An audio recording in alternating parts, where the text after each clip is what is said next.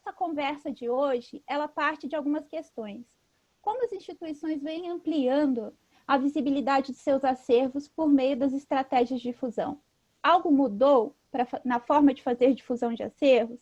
E para discutir esse tema tão oportuno, hoje temos como convidados a Lúcia Veloso, o Marcelo Chaves e a Silvana Goulart. Eles dispensam apresentações por seus impressionantes currículos, mas eu faço questão de apresentá-los.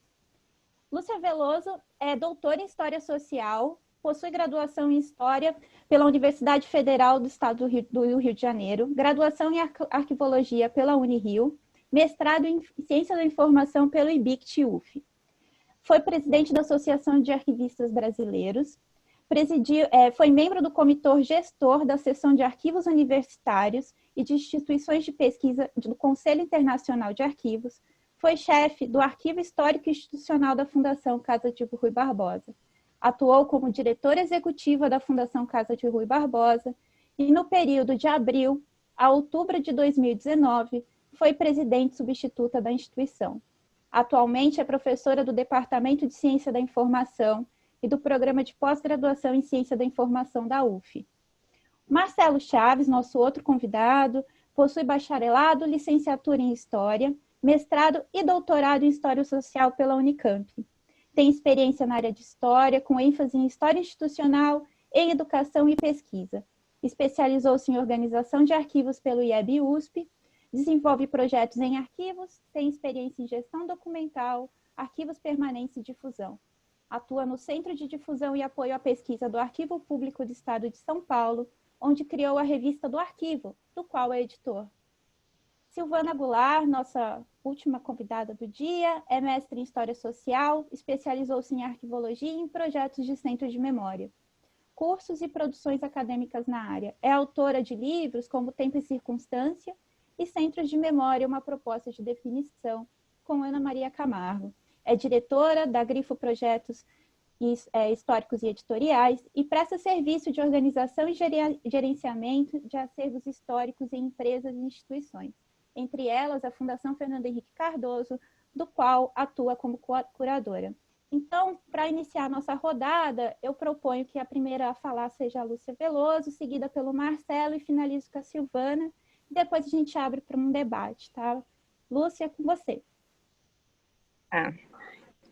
Obrigada a todos. Eu quero primeiro dar uma boa tarde para quem nos ouve, um abraço afetuoso para todo mundo. A gente está vivendo um momento muito difícil, muito complicado e, ao mesmo tempo, meu coração se encheu de alegria de ver que a comunidade arquivística brasileira se mobilizou pela Semana Nacional de Arquivos, né? Esse evento é um evento que eu vi crescer, aí atuando no plano colegiado setorial de arquivos, coordenando o colegiado nesse período.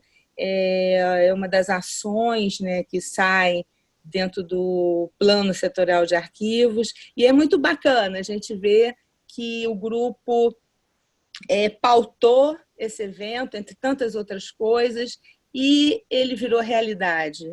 E mesmo numa situação tão adversa, tão complicada em termos de trabalho, de afetos, de tudo, a comunidade arquivística e as instituições se mobilizaram. Então, eu dou parabéns também à Fundação Fernando Henrique Cardoso por ter organizado esse evento, de uma competência incrível. Achei muito bacana, estou achando muito bacana participar desse webinar com vocês.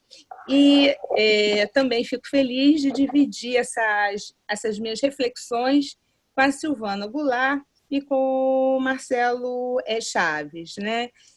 O que eu vou falar para vocês são reflexões que resultam de uns 16 anos de estudos, na realidade, do lugar que o arquivo ocupa na sociedade. Então, a essência do que eu vou falar é sobre isso. Eu fiz umas notinhas, eu vou ficar olhando assim um pouquinho para cima, porque eu estou olhando para a tela do computador, tá? Enfim. Eu queria começar com Eric Kettler. O Eric Kettler, eu gosto muito dele, ele é um grande autor, eu considero os textos dele muito interessantes, uso muito em sala de aula. Tem um texto dele que eu adoro, e adoro uma frase, que na realidade ele cita o arquivista Jedi. Se eu não me engano, o título do artigo dele é Archival Temples. Enfim, depois, nas perguntas, vocês podem me pedir e eu mando para a Camila, se bem que é capaz da Camila ter também. E aí, esse arquivista Jedi, ele fala assim, se não está no arquivo, não existe. À época, esse texto, ele de uma certa forma dialoga com textos e com o pensamento do Tom Naismith, que é um canadense, do Thomason, do Terry Cook, que são teóricos da área, que acreditavam no poder dos arquivos e no poder dos arquivistas. Isso é uma coisa muito interessante. Eu sei que alguns arquivistas têm críticas aos trabalhos deles, mas eu acho que essa é a grande contribuição que esse grupo traz, não só deles, mas com outros, né? Que também compartilham algumas ideias, que é a questão do poder que o arquivista tem e do poder dos arquivos. Só que hoje a gente está reunido aqui para complementar essa frase, ou para mudar essa frase. Aparentemente é uma pequena mudança, mas não é uma pequena mudança. Eu diria que a frase do arquivista Jedi hoje deveria ser assim: se meu usuário não sabe o que está no arquivo, então isso não existe. Então, o que eu estou querendo dizer? A questão deixa de ser a aquisição, a preservação e a organização física ou teórica, né? Mas o falar ou deixar o outro saber o que nós temos. Então, nós só fazemos isso tudo que eu pontuei de forma muito rápida. Por quê? Não é para a gente, é para a sociedade. Porque se não é para a sociedade, se não é para o outro que não sou eu, não tem nenhum sentido nada do que a gente faz. Então, esse pensamento é um pensamento que marca a minha trajetória e todas as minhas pesquisas, seja trabalhando com tipo documental, utilizando o tipo documental como ponto de acesso, seja trabalhando na identificação de que usuário é esse, que face é essa, o que ele quer, como ele está pesquisando, seja em busca de metodologias para a própria organização dos arquivos. Então, todo o meu trabalho ao longo desses anos ele tem essa marca. Então, eu me dirijo a vocês não do lugar do arquivo público, mas do lugar do arquivo na sociedade. É disso que eu quero falar. É dessa perspectiva. Isso é uma grande mudança. Eu entendo isso como uma grande mudança. Que os arquivos, e que existem arquivos públicos, que os arquivos públicos têm missão, têm seus grandes objetivos, não é isso. Mas o arquivo não é só um arquivo público. E os objetivos de se preservar arquivos, os objetivos, não são só aqueles objetivos marcados pela necessidade de preservação da memória do Estado. Eu estou falando da própria sociedade, ou dos segmentos da sociedade que vão ingressar nessa que vai ser chamada memória coletiva, né?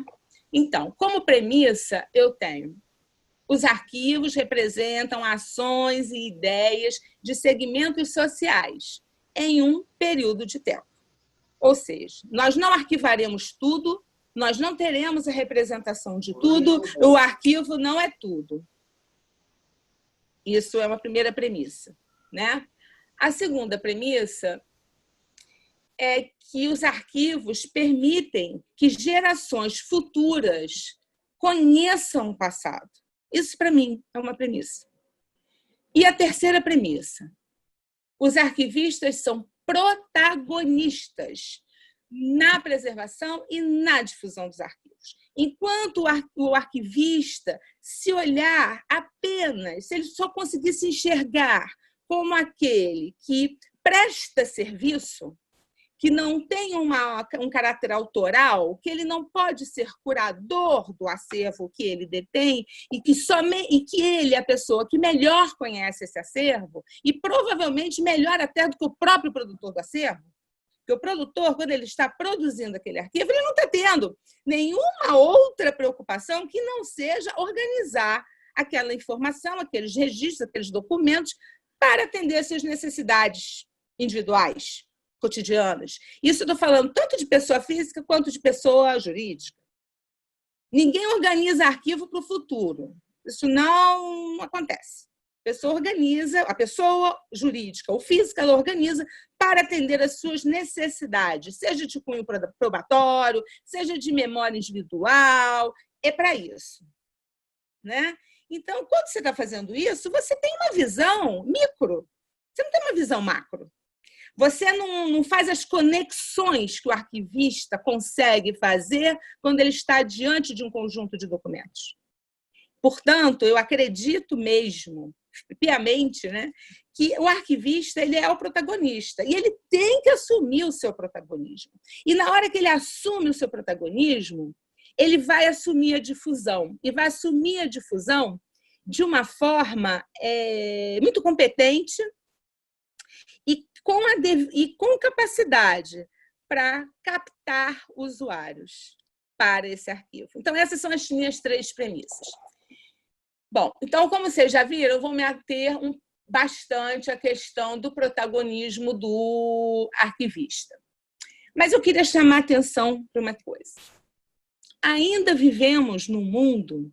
A gente teve uma pequena conversa, eu, Silvana e Marcelo, uns dias atrás, e aí uma coisa que o Marcelo me falou ficou batendo assim na minha cabeça. Que ele fala, digamos assim, que ele não é que não acredite muito na interdisciplinaridade, mas digamos que eu sou mais afeita à nossa capacidade de ir lá numa determinada área, olhar o que eles fazem de bacana que a gente pode utilizar na nossa e a gente vai caminhando assim, né? E tem uma coisa, gente, que em áreas mais consolidadas, como a biblioteconomia, como a museologia, estou falando de nossos primos irmãos, tá? Todo mundo que você perguntar, você chega ali na esquina, você pergunta, você sabe o que é um livro? Você sabe. Chega ali na esquina e pergunta, sabe o que é um documento de arquivo? Hã? Você sabe o que é um arquivo? Oi? Isso ainda é dessa forma. Tanto é que, se você pegar um conjunto por amostragem de teses de doutorado ou dissertações de mestrado, vocês vão ver que existe um grande número, ou mesmo de artigos científicos, existe um grande número de documentos que são produzidos e que não importa qual a temática. Vai falar que os arquivos surgiram não sei onde, que o documento de arquivo ele é assim, ele diverge do documento do livro, ele diverge de não sei o quê, que os atributos do documento de arquivo são A, B, C, D e E. Os próprios pesquisadores, nós, sentimos ainda a necessidade de identificar o nosso objeto, de falar, de qualificar tão basicamente o nosso objeto e nosso universo.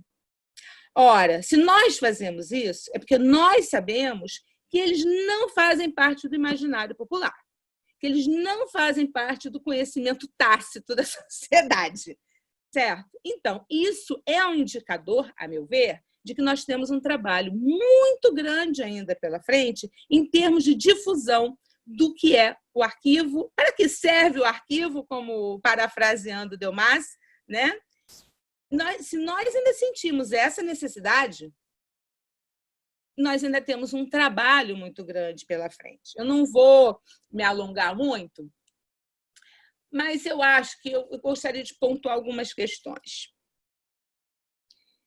O que nós podemos fazer de diferente para atrair para cativar esse público?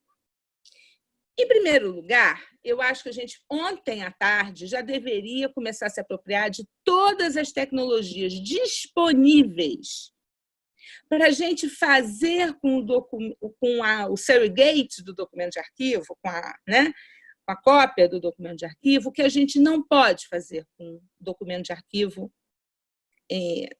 ao vivo. Então, como sites, games, exposições virtuais, mas com o arquivista pensando isso. Por que o arquivista? Porque o projeto deve ter um arquivista para organização do conteúdo, para definição de objetivos. Por quê? Porque é ele que conhece o acervo e é ele que conhece o usuário que ele tem. O nosso usuário, ele não é mais o historiador, ele não é mais o Estado. O nosso usuário hoje em dia é o jornalista, é o produtor cultural, é o cara que está organizando uma peça de teatro, é uma pessoa que está fazendo um casamento, gente. A pessoa é organizadora de casamentos e ela quer usar o arquivo para se inspirar. Então, esse é o nosso perfil. Isso é ruim? Não. Isso não é ruim, principalmente numa época em que há uma carência enorme de recursos. As agências que normalmente davam recursos já davam sob condição de você comprovar que o seu arquivo é útil, comprovar que ele está preservado. E como você comprova isso? Como? Com números. Então, o arquivista não se preocupava muito com o usuário, ele via o usuário, não digo como uma coisa, mas não era uma questão. O usuário não era uma questão. Quando eu faço a minha dissertação de mestrado, concluo em 2006, ainda tinha muito pouca coisa sobre o usuário. Hoje em dia já não é assim, já tem muita coisa sobre o usuário. E essa mudança, essa troca do perfil do usuário, traz uma troca do uso do arquivo. Eu não diria nem uma troca, uma ampliação do uso do arquivo. Isso não é ruim. Agora, nós temos que trabalhar isso dentro dos muros das nossas instituições. Então, falemos de aproximação do arquivo e das escolas. A Bellotto defendeu isso anos e anos atrás, e nós não avançamos. Eu não sei precisar quando ela escreve sobre isso, se é na década de 70 já, ou é em 80, mas ela já escreve há muitos anos. Ela escreveu muito sobre isso. E nós não avançamos. Por quê? Eu ouvi muitos arquivistas à época dizendo assim, porque é muito difícil, porque a criança não pode manusear o documento. Então, essa criança que não vai entrar no arquivo, que não vai manusear o documento, ela vai crescer e você vai perguntar a ela na esquina o que é um documento de arquivo, ela vai falar, oi? Agora, o livro, ela manuseia o livro desde pequenininha. Ela tem uma biblioteca na escola dela. A mamãe compra, o papai compra um livrinho e dão para as criancinhas, não é isso? Então, o que a gente tem que fazer? A gente tem que cativar, criar esse usuário, o nosso futuro usuário. Nós temos que sair de trás das cortinas. A gente tem que aparecer. Não é pensar, eu aí faço um pensamento talvez um pouco crítico, a gente não tem que pensar em divulgação para uma elite intelectual. Porque o intelectual, o pesquisador, quem é pesquisador de arquivo, ele será sempre pesquisador de arquivo. Essa não é a discussão. No meu entendimento, é ampliar o perfil desse pesquisador. É ampliar isso. O historiador, quando ele precisar fazer uma pesquisa, ele vai fazer. Ele vai buscar, ele sabe fazer pesquisa. Ele vai procurar fontes. Agora, isso só, hoje em dia, com tantas instituições, com pouco dinheiro, não vai ser suficiente. Isso é interessante porque a gente não vive muito isso no Brasil, E fora do Brasil, as instituições disputam muitos projetos, disputam dinheiro, e existe uma grande disputa. E para você ganhar o dinheiro, para você ter reconhecimento, para você conseguir milhões de dólares para uma digitalização, para conseguir parcerias com instituições de tecnologia, enfim, você precisa de resultados. Você, para isso, precisa do seu usuário. Então, eu queria reforçar isso, eu acho que é uma questão muito importante. Eu sei que é polêmica, eu sei que a área, às vezes, tem um pouco de resistência. Um outro ponto importante é a comunicação em si, né? Como que nós vamos viabilizar essa difusão?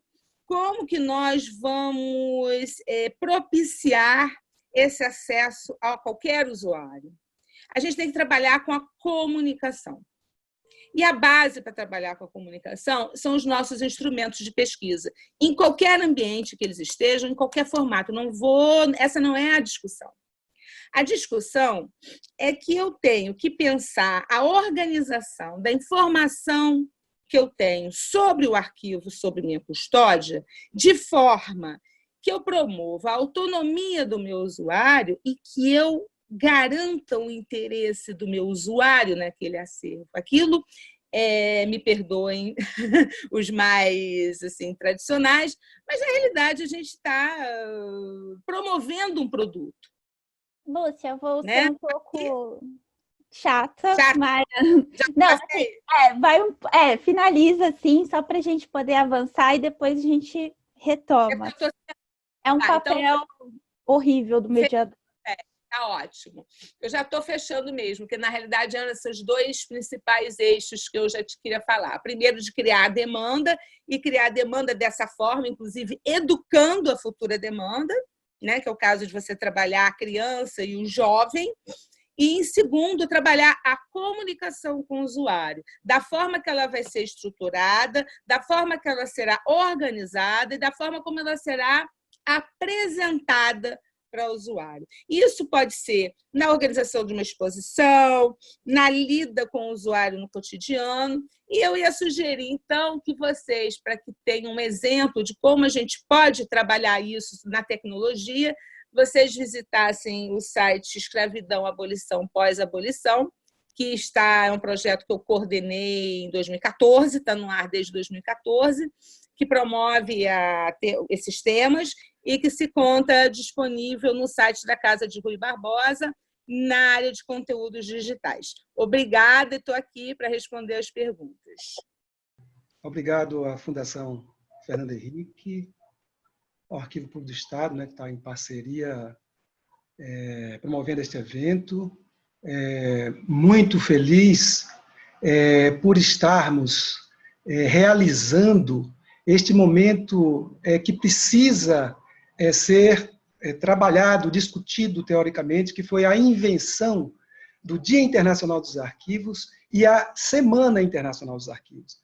Eu tenho a impressão que isso tem servido de um estímulo muito grande, muitos eventos sendo feitos no Estado, no interior todo. Eu tenho acompanhado razoavelmente esse fenômeno e eu fico realmente impressionado e vejo como ele tem uma potência muito grande dentro do processo de difusão dos arquivos. Então, agradecendo aí essa comemoração aí ao Dia Internacional dos Arquivos. Eu, lamentavelmente, talvez eu frustre um pouco a questão que foi primeiro levantada pelos promotores do evento, porque me parece que levou, deixa eu só ligar aqui o cronômetro, né? Levou para se pensar o que tem se feito de novo durante esse tempo de pandemia, o que os arquivos, como é que estão estimulando e tal, o que é que está avançando e tal. Eu, pelo menos no caso da nossa instituição, nós sofremos, na verdade, um grande, digamos, foi um golpe muito forte com a pandemia. A instituição teve que ser fechada sem muito planejamento, claro. Fomos pegos de surpresa, claro que a pandemia já existia no mundo, isso aí é outra questão, mas nós fomos desarticulados, os funcionários foram paulatinamente entrando em teletrabalho, e o arquivo não pôde se preparar para um longo período, digamos assim, ausente, sem os trabalhos técnicos serem desenvolvidos. E ficamos todos pulverizados nas nossas residências, tendo que assimilar uma nova metodologia de trabalho absolutamente diferente, né? Se a alienação do trabalho ele cinde o trabalho profissional do trabalho doméstico de uma forma radical, que nos alienava, agora a gente está tendo que desfazer essa alienação de uma forma muito difícil. Então, muitos colegas entraram em férias. Então, na verdade, todas essas tarefas e ações do arquivo foram ficando por fazer. Então, eu diria... Mas também eu dei uma olhada em poucos arquivos aqui fora do Brasil, eu também não vi grandes novidades, grandes coisas sendo feitas durante o momento de pandemia. Então, nesse sentido, eu vou tratar de outra coisa que eu estou mais apto para falar. Eu trabalho no Arquivo do Estado de São Paulo há quase 10 anos, trabalhei no Centro de Assistência de Municípios durante 4 anos e depois fui para coordenar e trabalhar no Centro de Difusão e Apoio à Pesquisa do Arquivo. E quando eu cheguei lá, eu encontrei uma realidade que não vou tratar aqui, mas essa minha formação, minhas ideias acerca de difusão em arquivo, ela está muito calcada em cima dessa experiência que nós enfrentamos dentro do Arquivo do Estado e de uma leitura geral sobre difusão em arquivos, né, acompanhando uma realidade ou outra. É disso que eu falo. Arquivo, gente, é uma palavra extremamente polissêmica. Igualmente a colega que me antecedeu, eu tive muita dificuldade quando eu estava trabalhando na Secretaria de Saúde do município, quando eu fui conversar com os funcionários de todos os 10 andares sobre onde estavam os arquivos da Secretaria. E a coisa mais difícil que eu tive, que eu encontrei, foi exatamente me comunicar com o servidores experientes. Porque quando eu falava assim, arquivo, os servidores públicos, é uma ideia extremamente abstrata. Como assim? Biblioteca? Você está falando de quê? Você está falando de documentos. Documento também é uma palavra muito abstrata, por incrível que pareça. Então, nós estamos diante de um fenômeno não só polissêmico, que arquivo pode ser isso, pode ser um prédio, pode ser um gabinete, pode ser uma gaveta. E agora, com essa nova linguagem das novas tecnologias, arquivo é documento de arquivo, as coisas se confundem. Olha, me mande aí seu arquivo, aquele arquivo que você mandou. Então, quer dizer, ele vai ficando cada vez mais polissêmico. Essa questão não fica resolvida. A nossa área, a gente não sabe se chama de arquivística ou arquivologia, é uma área nova, apesar de ser uma das práticas mais ancestrais da humanidade. Ela está ligada ao início da civilização, que começa a produzir registros e deles necessitarem. Então, quer dizer, nós vivemos, quer dizer, arquivo é uma função social muito abstrata para nós. Eu garanto para vocês que eu não converso de arquivos na minha família, porque ninguém entende, ninguém se interessa, ninguém tem compreensão do trabalho complexo que eu faço na instituição em que eu trabalho. Então, eu prefiro dizer que eu sou historiador, porque a maioria sabe. Então, o arquivo já tem esse problema. Bom, difusão em arquivo, difusão, o conceito de difusão, você tente definir o que é difusão. Difusão é tudo. Difusão é comunicação. É toda a comunicação que a instituição faz. É quando eu chego do lado de fora, ali tomando café no vizinho lá e falo do arquivo, do que eu faço lá, eu estou difundindo aquilo. Quer dizer, então, se difusão, digamos, se aproxima do tudo, a gente tem esse risco de não achar nada. É uma definição vazia, frouxa. E difusão em arquivo? O que seria difusão em arquivo? É isso que eu tento responder, porque eu acho que esse fenômeno da difusão ele está, no nosso caso, ele está muito influenciado por outras áreas de conhecimento, principalmente da museologia, talvez da biblioteconomia. A nossa área também é muito povoado por historiadores. Então, também, nós estamos ainda no momento de definição de um corpo teórico que dê subsídio a uma prática que se faz em várias instituições. Então, é muito difícil, é uma área ainda que está se estabelecendo. Então, tem todas essas, enquanto área de conhecimento. Por outro lado, arquivo é uma instituição cronicamente invisibilizada, como disse muito bem a Lúcia. Mas ela é cronicamente invisibilizada. A produção de arquivos ela é difícil e o acesso aos arquivos é também complexo. Eu desafio aos nossos colegas de arquivos a perguntar como é que estão os arquivos dos seus arquivos. Quando vocês são demandados por usuários ou tal, que vocês precisam achar alguma informação, muitas vezes os profissionais de arquivo nas suas instituições têm dificuldade para isso. Por quê? Porque tem dificuldade de fazer relatório, né? Quem são as pessoas que estão gerenciando essas informações dos nossos computadores na nossa instituição? Não tem arquivista lá atrás. Quem é? É o pessoal de TI. Como é que estão as organizações dessas partes? Então, quer dizer, arquivo e difusão de... olha, e é uma área muito complexa. Então, quer dizer, você tem uma múltipla... Então, quer dizer, os serviços de difusão dos arquivos têm uma dificuldade, uma tarefa gigantesca. Na nossa revista, nós estamos publicando aí de sexta-feira, ela tem um artigo do Ed Put, que é um arquivista belga, em que ele traz um conceito muito interessante, que ele fala do analfabetismo documental. Ele está se referindo, Lúcia, aos pesquisadores, aos historiadores, PhD em história. Todo mundo que é de uma sala de consulta sabe da dificuldade em dialogar com o pesquisador. Porque ele vem com um tema na cabeça. Ele não tem, os historiadores experientes, claro, existem muitas exceções, eles não têm a noção do que é um arquivo.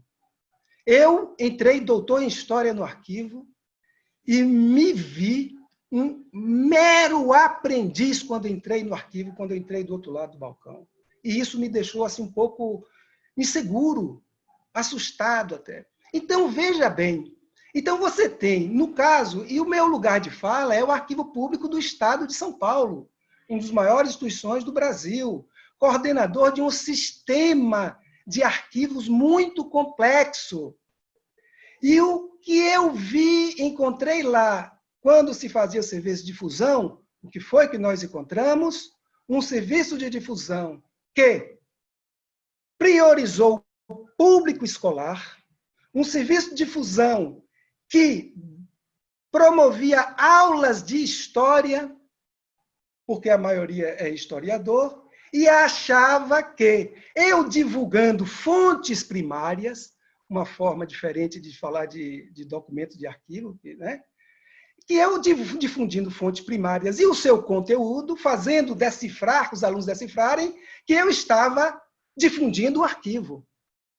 Então, o documento de arquivo, quando aparecia como um aperitivo para falar do principal, que é a interpretação do documento. Outra coisa é que esse serviço de difusão, ele difundia exclusivamente, parcialmente, o acervo. Então, não existia gestão documental, não existia todo aquele complexo. Então, a instituição da qual eu fazia parte, a difusão era uma difusão extremamente parcial. Então, é claro que... E também no organograma, essa confusão se faz. Difusão está lá ligado à área de patrimônio, à área do arquivo histórico. Eu acho tudo isso um equívoco muito grande. Ora... Marcelo, eu vou só pedir para você fechar agora, tá bom? Já?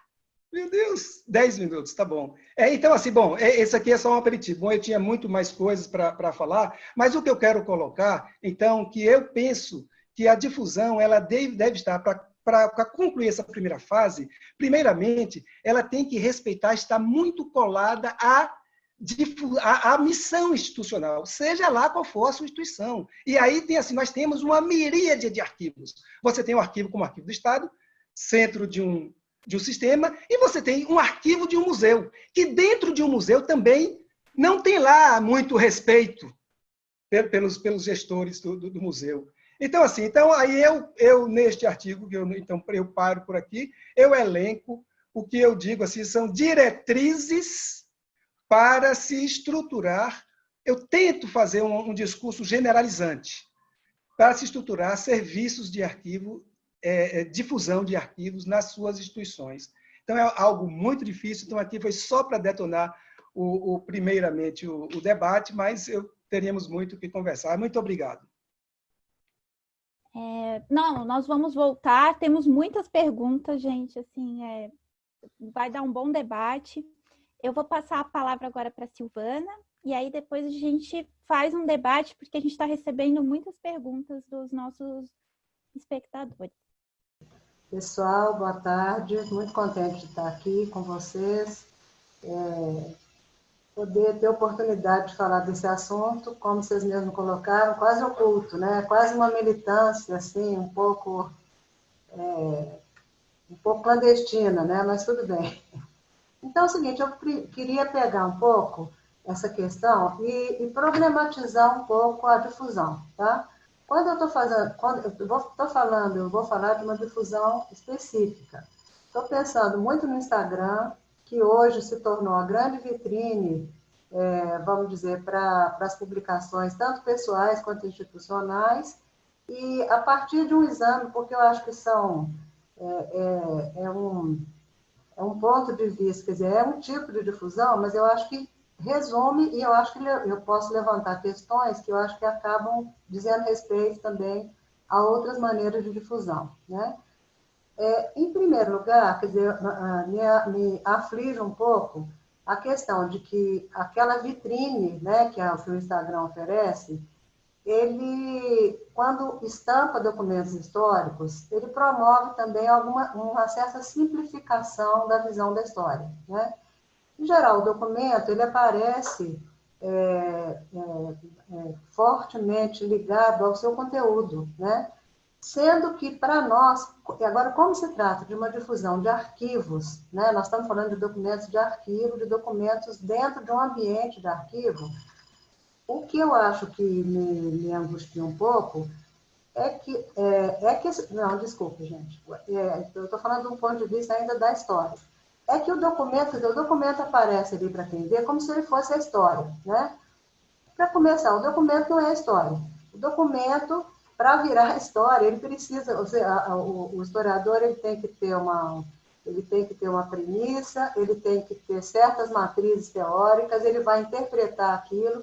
Então, assim, entre o documento e a história tem um longo caminho, mas o documento ele aparece muito, principalmente para os leigos, como se fosse a própria história, né?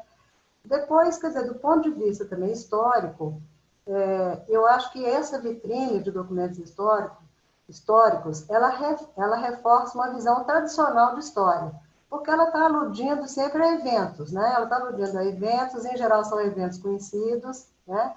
E aí eu acho que ela reforça aquela ideia de que a história é um empilhamento de eventos, quer dizer, se você consegue dominar todos aqueles eventos empilhados, você conhece a história, né? Isso a gente sabe que é uma coisa meio complicada, porque alude até uma visão positivista da história. O que interessa é o fluxo histórico. Quer dizer, o que interessa não. Além dos eventos, a gente tem um fluxo, as coisas vão acontecendo como um fluxo, e eu acho que aquela apresentação do documento e a visão dele como através do conteúdo, né, a visão dele, principalmente por meio desse conteúdo, ela pode levar um pouco a essa ideia que eu mencionei. Depois, aí, o que eu acho mais grave é a questão da simplificação da visão do acervo. Aí, isso que diz respeito diretamente a gente que é arquivista, tá? Eu quis pôr o carro na frente dos bois porque a minha aflição maior é essa. Os documentos aparecem sem contexto, tá? Eles aparecem como conteúdo. Na verdade, eles são lidos. Apesar de eles estarem retratando um acervo, eles estarem vindo de um acervo, ele aparece muito mais pelo conteúdo do que pela função que esse documento tem. Quer dizer, para o arquivista, o conteúdo existe, mas o que é mais importante é a função. Quer dizer, esse documento foi criado por quê e para quê, né?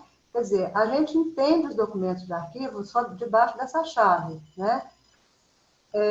Muitas vezes o documento representa o acervo. Você vê um documento e fala, esse é o Arquivo Nacional, né? Ele sozinho, quer dizer, aquele documento sozinho, ele também não, se esquece a ideia de que ele faz parte de um conjunto, e que o entendimento daquele documento só é possível a partir do conjunto. Dizem que, quer dizer, alguns historiadores, alguns arquivistas, dizem que a arquivologia é a ciência de documentos solidários. Quer dizer, você só entende um documento, às vezes você vê um documento ali explicado, mas ele só foi explicado porque ele foi lido no seu conjunto. Ele foi lido dentro das relações que ele tem dentro daquele conjunto, né? Ele sozinho, pouco adianta, e eu acho que pouco a gente consegue entender de um documento isolado, né? Outra coisa, o acervo ele aparece sempre como um todo uniforme, quer dizer, quem olha aquela vitrine de documentos nunca pensa que o acervo em geral é a realidade das instituições. Ele é cheio de incoerências, ele é cheio de lacunas, né? E quando a gente vê aquele documento bonito ali, né, arrumado, explicado, você nunca tem ideia de como que ele existe, na verdade, né? Como é que é a vida dele, na verdade, com seus companheiros dentro do arquivo, né? Depois, assim, esse documento, ele aparece muito sem ambiguidade. Quer dizer, um documento, muitas vezes, ele é difícil de ler, ele é difícil de compreender, e, na verdade, o que é mais fascinante, eu acho que na nossa profissão, é o embate com esse documento. Quer dizer, você tem uma experiência, para você chegar à conclusão do que quer dizer aquilo, você tem uma experiência que ela fica totalmente desaparecida quando você vê aquele documento ali estampado, né? Outra coisa, gente, essa visão do documento pronto ali, ele apaga toda a produção. Quer dizer, as pessoas, eu não sei se elas imaginam que por trás daquele documento tem gente que fez aquela produção, que escolheu aquele documento, que limpou o documento, que desamassou o documento, e que ainda por cima, quando esse documento entra no meio eletrônico, a gente tem formas eletrônicas ainda de limpar esse documento. Quer dizer, ele aparece assim, um tanto ou quanto, vamos dizer, ascético, né?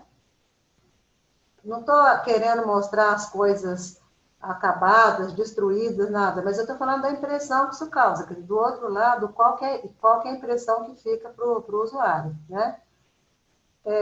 Então, quer dizer, existe uma ilusão de que o acervo tem contato direto com o presente também, porque, por exemplo, agora na época da pandemia, diversos acervos fizeram coisas sobre a gripe espanhola, como ela foi debelada, como foi. Então, a impressão que tem é que todo arquivo ele tem um pé no presente, parece que ele está dialogando com o presente. Não tem, gente, eu acho que depende das perguntas que você fizer esse acervo.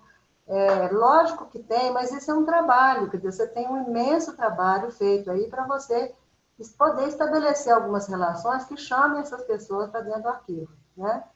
E desaparecem questões cruciais do arquivo, que é o seguinte: como conservar, como descrever e como dar acesso ao acervo, né? Essas questões que são essenciais para todo o arquivo, elas nunca aparecem.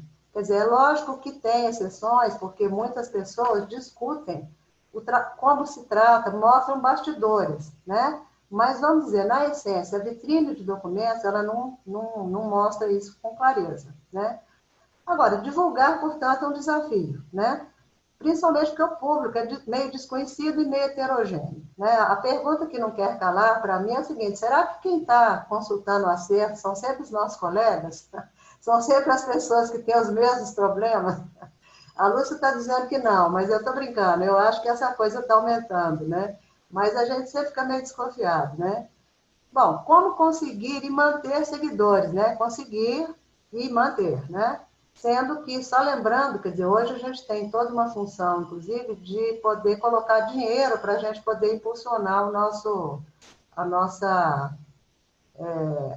o acesso, quer dizer, a facilidade com que as pessoas vão ver o documento. Quer dizer, tem, inclusive, um investimento, que é um investimento financeiro, que pode ser feito para impulsionar. Então, só para a gente não esquecer disso também. Então, é o seguinte, já chegando a uma conclusão dessa minha fala, eu acho que divulgar é uma oportunidade e uma obrigação, tá? Primeiro, gente, todo documento é sedutor, né? O documento é muito sedutor, a memória é muito sedutora, o passado é muito sedutor, isso é um ponto ao nosso favor. Depois é uma obrigação, porque hoje não tem como estar fora, né? Hoje não tem mais como estar fora. Se a Lúcia falou que antigamente que demorou muito para pegar, né? Hoje pegou no tranco e hoje você não tem como ficar fora. Ou seja, para os arquivos, eu acho uma grande oportunidade, né, de se divulgar, né? Por quê? Então, eu vou só reforçar a fala aí do Marcelo, porque nossas atividades como arquivistas, elas são invisíveis e incompreensíveis, tá? Felizmente, não só no Brasil, né? A gente, quando vê os colegas de fora, a gente vê que o problema é geral, né? Ninguém sabe o que se faz nos arquivos e para quê, né? Ou seja, a ignorância em relação a isso é muito grande.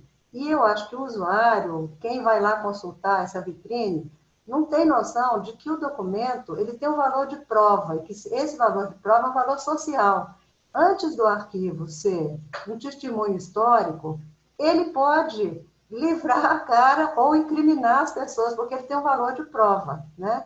Então, quer dizer, isso daí a gente precisa nessa nossa comunicação, a gente precisa passar isso, né? Porque antes do historiador e daquelas pessoas, mais dos estudiosos se interessarem, você tem que, existe um interesse social por isso. Bom, e eu acho que uma outra coisa, que isso é um propósito meu, né?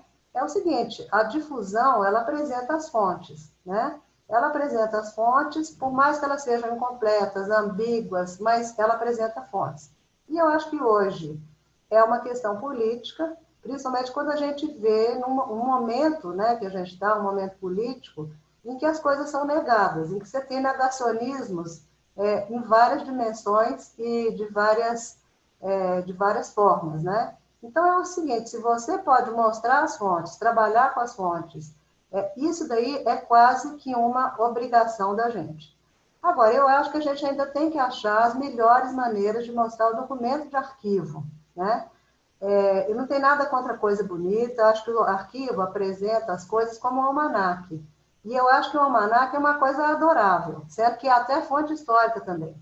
Só que eu acho que a gente tem que sair dessa função almanaque e ir para uma função mais complexa, em que a gente tenha menos simplificação e mais possibilidade de debater as questões de arquivo, apresentar as questões de arquivo e falar aqui viemos, né? O que a gente está fazendo com essa trabalheira que a gente tem, que você sabe que arquivo é uma coisa, não é brincadeira, né? Os volumes e enfim, mas é uma paixão também, né? Acho que aqui todo mundo que está aqui, que talvez quem esteja nos ouvindo também, já foi mordido por esse bicho, né?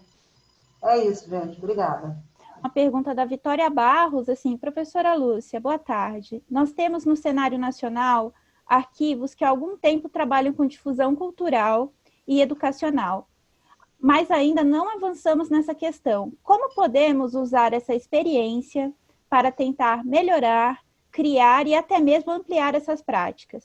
E como os arquivistas podem, em conjunto com os historiadores, cientistas sociais e afins, trabalharem? E outra pergunta que a gente tem para você, Lúcia, a questão da difusão está ganhando espaço no Brasil.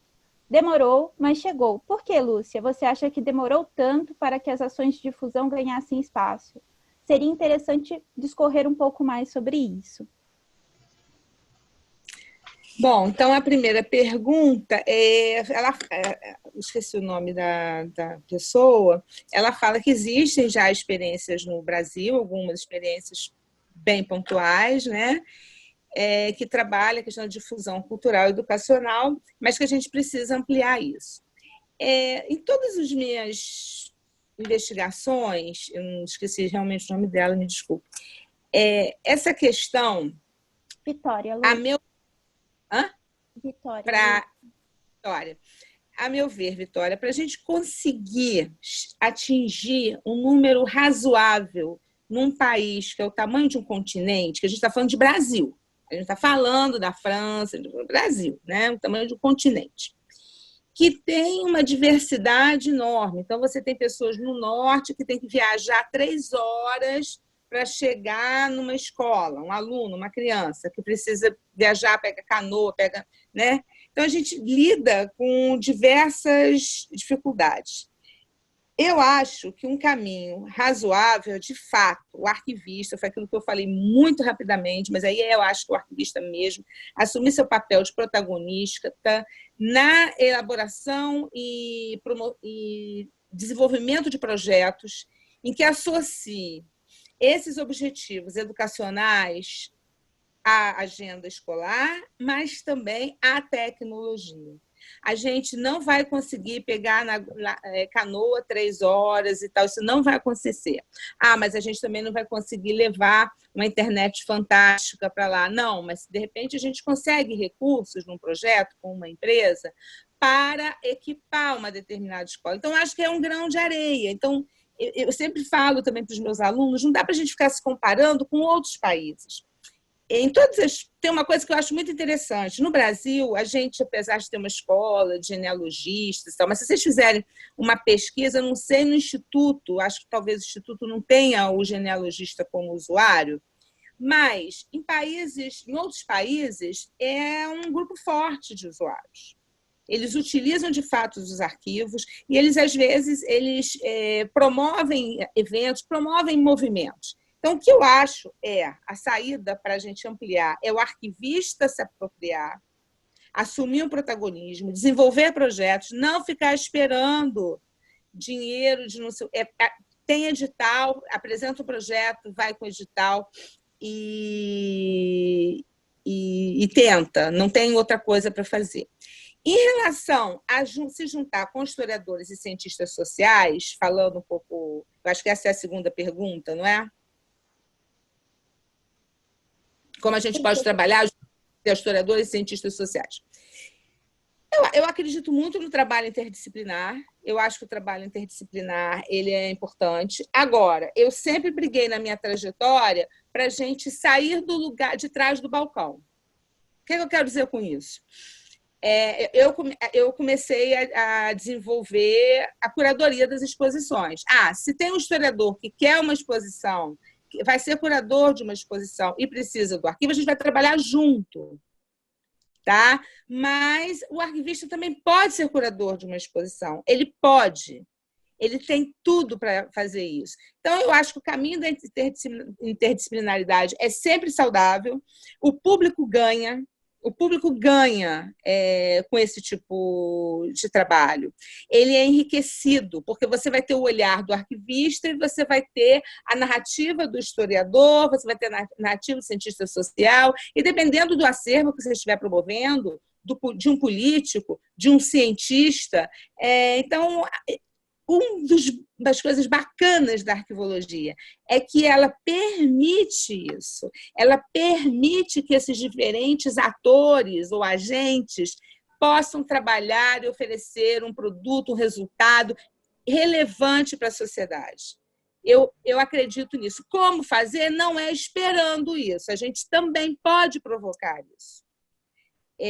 Um pouco, a Silvana está falando da militância, eu acho que meu texto é sempre meio de militante da arquivologia, militante do papel do arquivista, e que, de fato, a promoção e divulgação dos arquivos ele depende do arquivista. Se o arquivista não pegar essa bandeira, não vai acontecer, mas não vai mesmo. Esse é o que eu penso. E Lúcia, agora aquela primeira pergunta, né? Por que você acha que demorou tanto? E aí, associando a tudo isso, eu tenho uma pergunta para os 3 palestrantes que está sendo colocada e que dialoga em medida.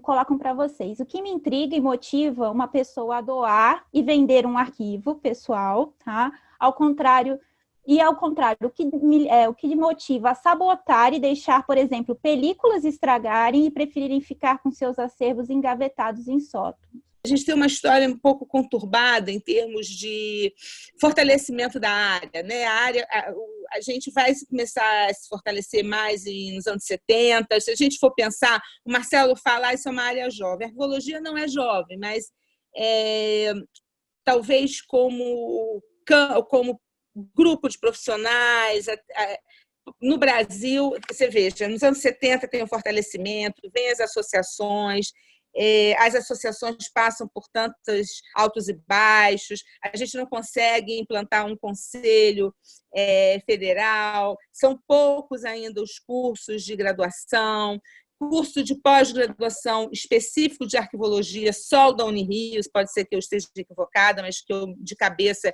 é só o da Unirio, os outros são cursos de outra área e que você pode desenvolver a sua pesquisa nesse tema, né? Então, acho que não é um fator, acho que é um conjunto de fatores.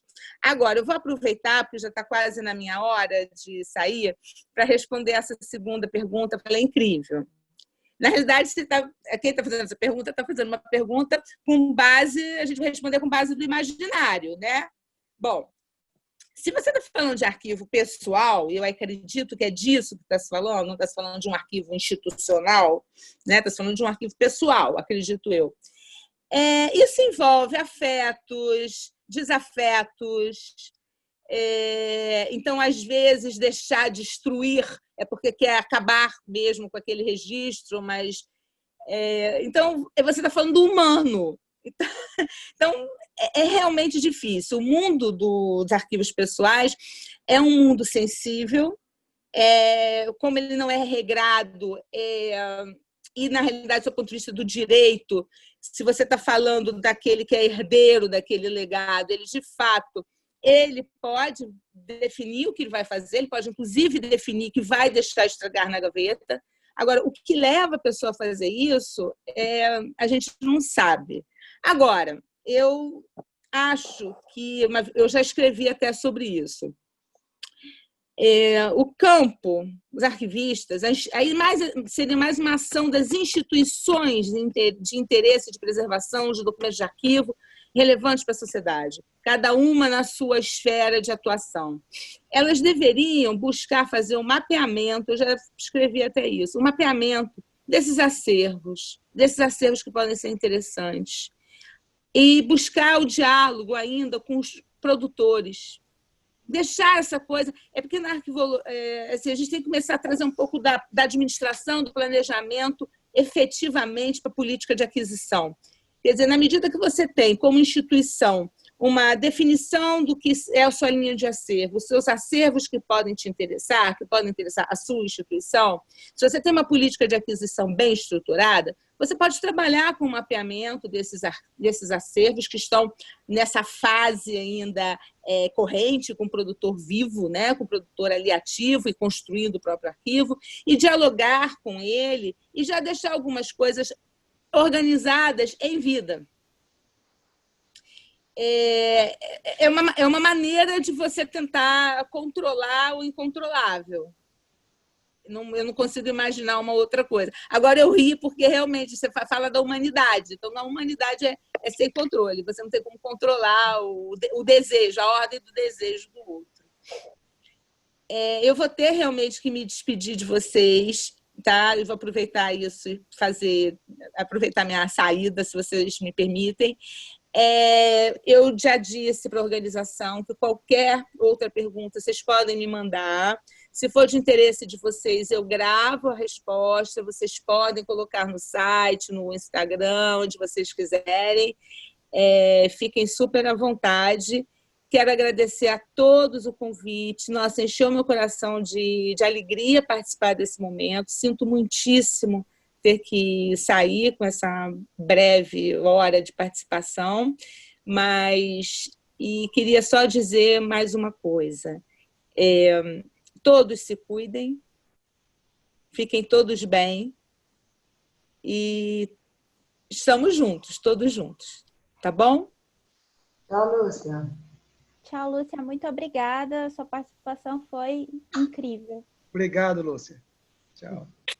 De que forma, né? O que leva uma pessoa a tentar vender, ou ao contrário de doar um acervo, ou permitir, né, que, por exemplo, películas se estraguem, como que a gente permite, né, essa dilapidação de um patrimônio, né? O que tem por trás dessa história, né? Eu acho que a Silvana pode...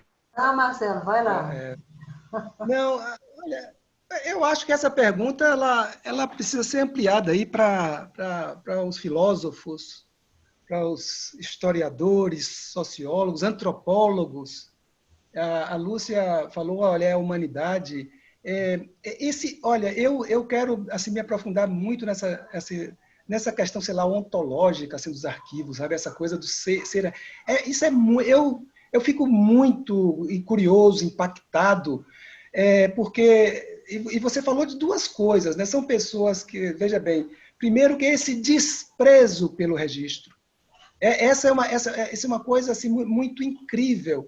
Mas nós que somos arquivistas, eu me pego sempre, isso, ou seja, essa dificuldade, eu não sei se é essa sociedade acelerada, que a gente faz uma reunião, mas a gente sabe que o que vai ficar dela tem que estar no relatório. Um relatório bem elaborado, e um relatório que esteja no lugar certo para ser disponibilizado.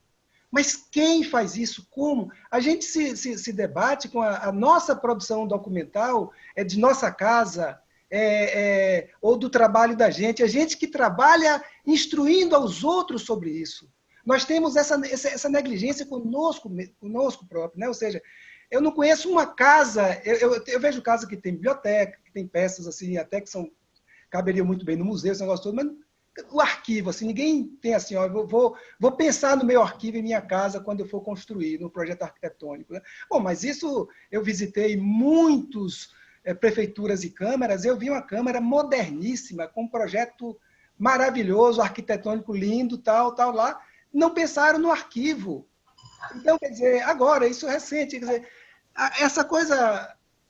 Camila, Vitória e as pessoas que fizeram a pergunta, é muito profunda, é uma questão muito mais funda, não só em relação à produção, mas o gerenciamento, pensar de que aquilo que eu estou fazendo precisa ser recuperado, né, tem que decantar num registro documental e que ele tem que ser bem organizado para estar disponível. Porque se eu coloco numa classificação errada, num lugar errado, eu posso estar invisibilizando mais do que...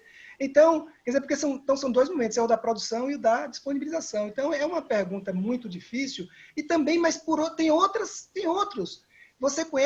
Você sabe como é difícil você sensibilizar um agente público, às vezes, de que ele tem que abrir mão daquele arquivo que não é dele. Entendeu? Então, quer dizer, ou pessoas que têm arquivos, ou que são diretores, dirigentes de arquivos, que fecham as suas instituições de uma forma que ninguém penetra. Então, quer dizer, porque realmente arquivo é isso, está muito vinculado a esse conceito também, claro, de afeto, de memória. Então, aí por isso que eu digo, não é uma pergunta para ser respondido assim. Agora, também tem muitas outras questões que são muito objetivas. É difícil preservar, Camila. É difícil preservar. É difícil organizar. Não é coisa simples. Eu tentei fazer um plano de classificação para os meus documentos. Estou mais de 2 anos. Não é fácil. Vocês podem achar brincadeira isso, ou que eu sou muito incompetente, talvez. Mas é difícil você manter uma prática de preservação. Também não é barato. Você se pega guardando e preservando, mas chega um dia... alguma coisa eu tenho que fazer com isso aqui. Eu demoro de fazer. Então, eu acho que é uma pergunta que mexe muito fundo e nós não temos essa resposta. A gente precisa fazer uma discussão mais filosófica, mais antropológica, mais sociológica, e para os arquivistas pensarem sobre isso. Mas é um fenômeno concreto. Antes da Silvana dar a resposta, eu vou alimentar a discussão com mais 2 perguntas, tá?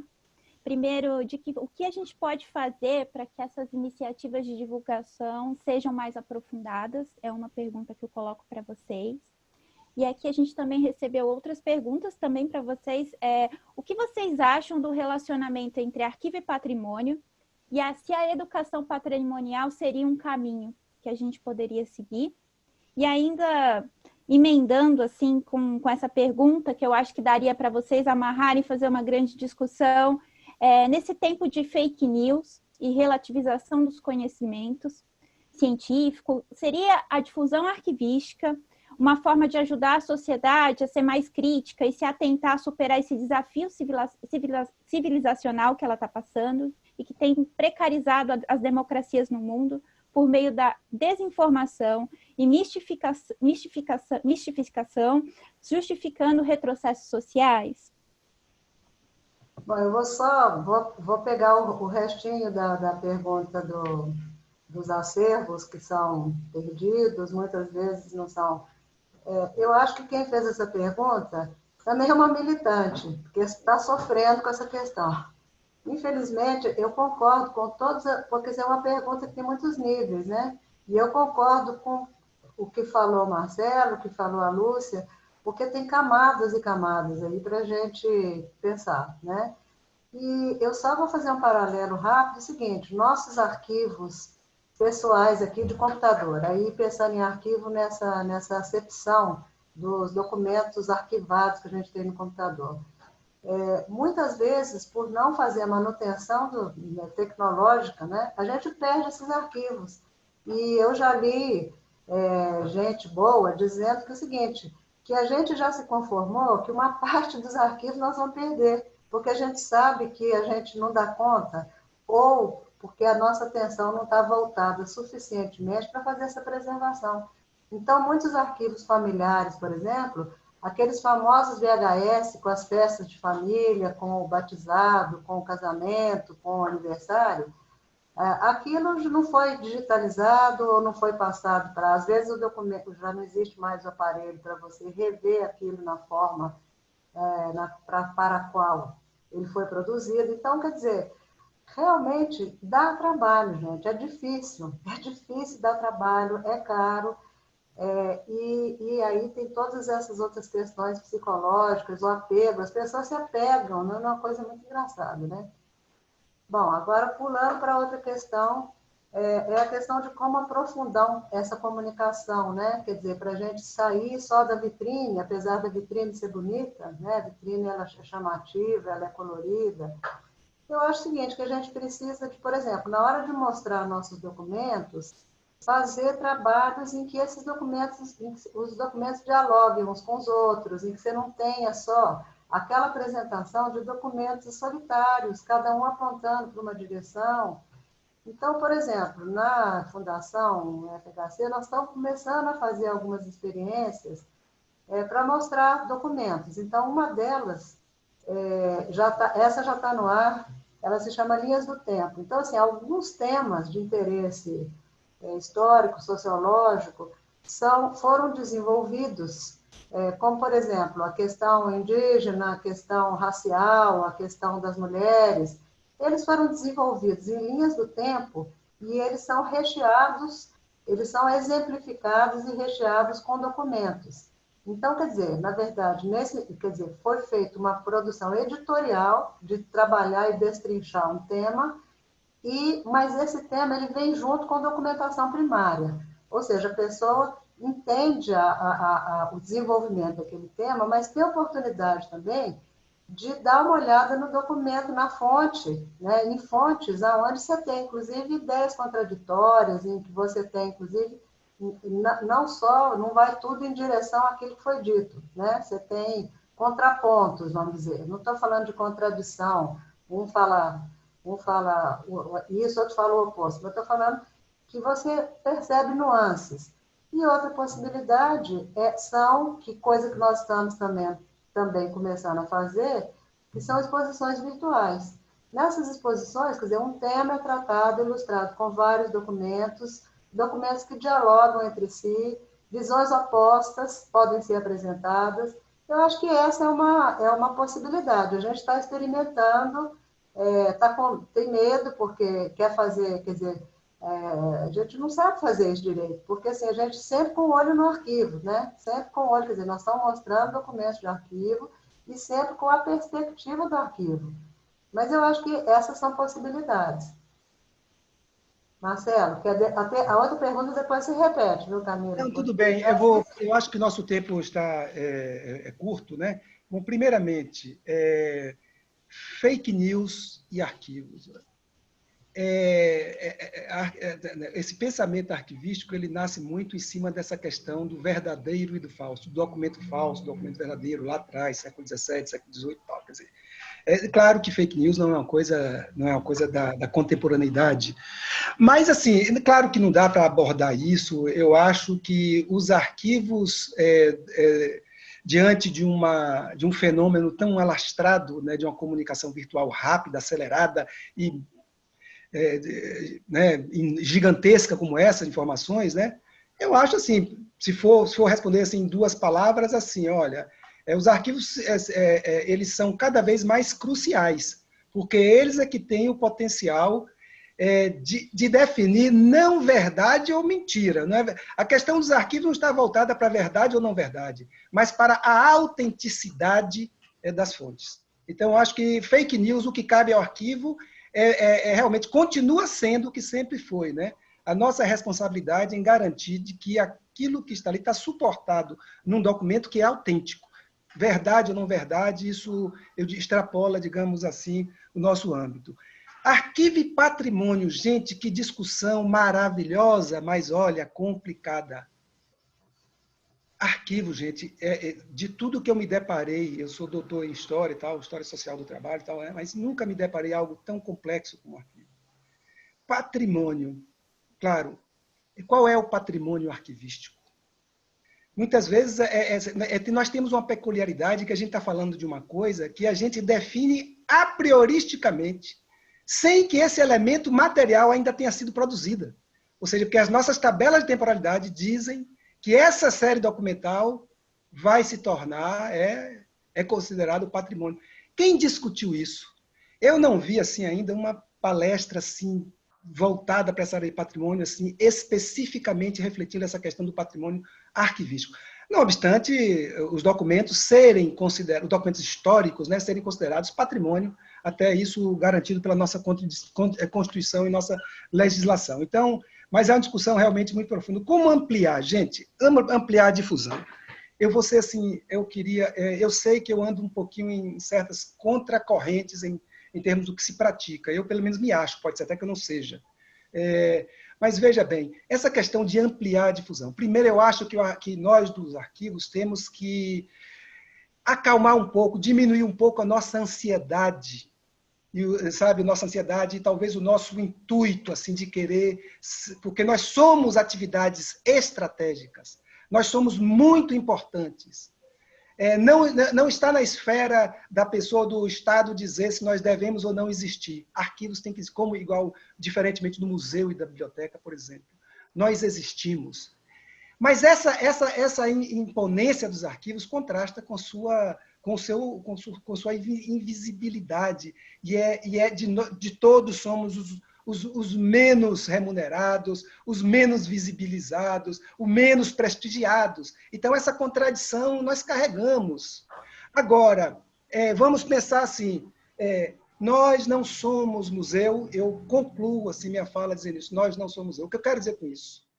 E aí a questão central é, quem são os públicos dos arquivos? Tudo bem, eu não vou aqui pensar no arquivo histórico, no centro de memória e tal, que tem as suas coisas. Eu estou pensando, claro, aí no arquivo público, principalmente, do qual eu sou parte.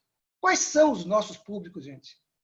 Quais são os nossos públicos? Então, assim, de cara, todos os usuários que dependem de provas, do INSS, das escolas, dos equipamentos de saúde. Então, assim, não é possível um arquivo que tem essa responsabilidade com que aquele arquivo da secretaria do hospital tal tem que ser bom, de primeira qualidade, para que quem necessita desses arquivos... Então, assim, difusão do nosso arquivo não se preocupa com isso.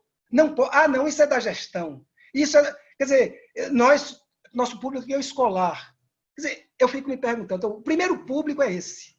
Então, nós temos um papel fundamental para sensibilizar, principalmente, gestores. Nossa difusão tem que estar muito fortemente voltada para sensibilizar os gestores, para que vocês façam arquivos autênticos, bons, de boa qualidade, para que o usuário, quando for pedir uma aposentadoria, tenha com rapidez, facilidade e integridade. Primeiro público. Gente, Público 2 não precisa de estudo para isso, não. Pesquisadores das diversas áreas, Lúcia, das diversas áreas. Depois que nós mudamos a dinâmica do arquivo, nós tivemos assim palestras de linguistas, de gente da área do direito, administradores, porque ampliamos os arquivos, porque arquivo dialoga com todas as áreas do conhecimento. Só que ele tem que ter a sua identidade e protagonismo para dialogar com outras áreas e não diluir o seu ideário, o seu pensamento, o seu conhecimento, porque muitos partem do pressuposto de que não existe produção de conhecimento arquivístico, tem essa coisa estipulada. Então, quer dizer, esse outro mundo é pesquisador. Aí eu vou perguntar a vocês, bom, pesquisador. Então, o nosso público não é aquele, eu finalizo, Camila, assim, nosso público não é aquele de um museu, por exemplo, que eu tenho a população como um todo, que eu preciso fazer com que visite minha exposição. E que ele vai lá. Se ele visitar, se realizou. Bom, eu explico isso um pouquinho mais detalhado. O de arquivo, quando eu falo pesquisador, aí a coisa pega.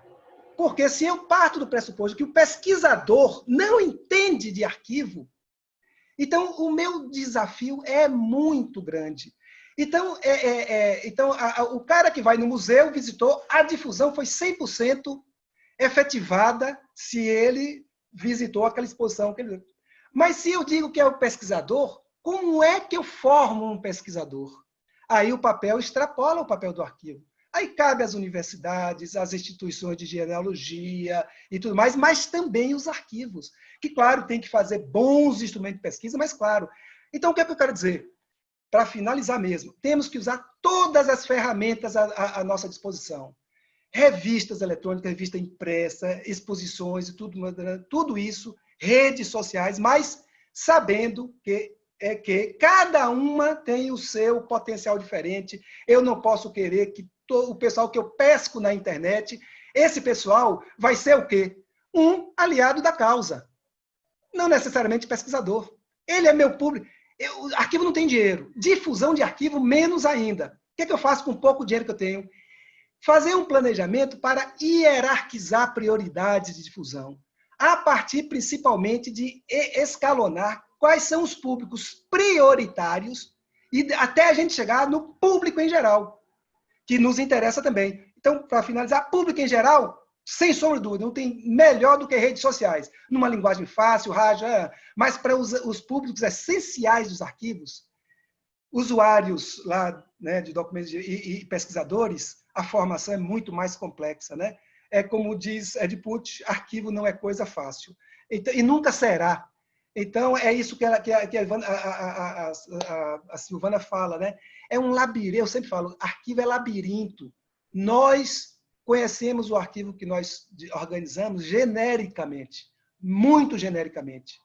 E aí temos que, todo pesquisador que chega é um estudo para a gente. Então, para a gente entender isso os arquivos bem organizados, né? Aqueles que são organizados. Então, assim, eu diria assim, primeiro é diminuir nossa expectativa de não querer dominar o mundo e querer atingir todo mundo, é hierarquizar os públicos e, assim, fazer um plano, um projeto baseado no que o arquivo pode, nas condições materiais do seu arquivo, não querer imitar, porque a Europa é o que eu tenho, certo? E para finalizar de tudo meu, eu digo isso no artigo também.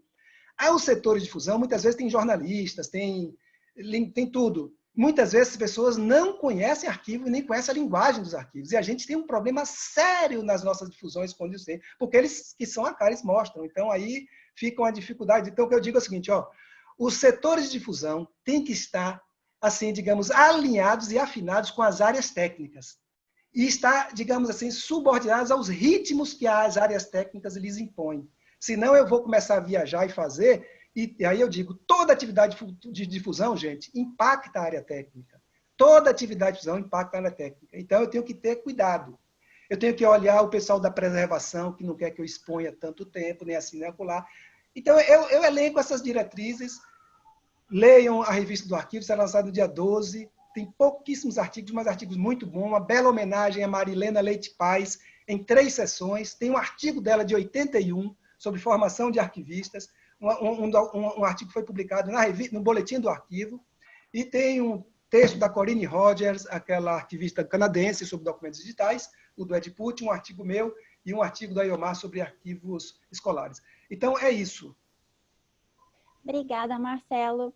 Eu acho que a gente está com o tempo bem apertado, né? Já está na hora da gente encerrar. Eu agradeço a fala dos 3 convidados. É muito oportuno a gente discutir difusão de acervos no momento em que isso se impõe como uma forma de realmente efetiva, né, de ação nesse contexto novo e que já era uma agenda que vinha se formando. De toda forma, os 3 convidados trouxeram muitas questões muito pertinentes, né? A gente está com muitas perguntas ainda que a gente se propõe a responder posteriormente por e-mail e também por meio das nossas redes sociais. A gente vai trabalhar esse conteúdo, explorando ele no nosso Instagram do Acervo da Fundação FHC, e que vocês podem acompanhar como que nós vamos desenvolver essa extensão do evento, porque o assunto ele é oportuno e ele tem muito o que ser falado. Assim, agradeço vocês. Silvana, não sei se para você finalizar, fechar sua fala, que nem o Marcelo. Então, só queria falar uma coisa rápida, que eu acho que mostra a necessidade das interações, né? Em geral, as pessoas que trabalham com arquivo histórico, que eu trabalho mais com arquivo histórico do que com arquivos públicos, eu já trabalhei, inclusive, no Arquivo do Estado, mas, enfim, tem muitos anos que eu trabalho com arquivos históricos. Então, assim, uma coisa que eu acho interessante é que os historiadores, que como isso foi comentado também aqui em São Paulo, os historiadores acabam sendo aquelas pessoas que vão trabalhar nos arquivos, né? Em geral, os historiadores que entram no arquivo, o depoimento deles é que depois desse período probatório, eles se tornaram eles entenderam muito mais e se tornaram melhores pesquisadores. Tá?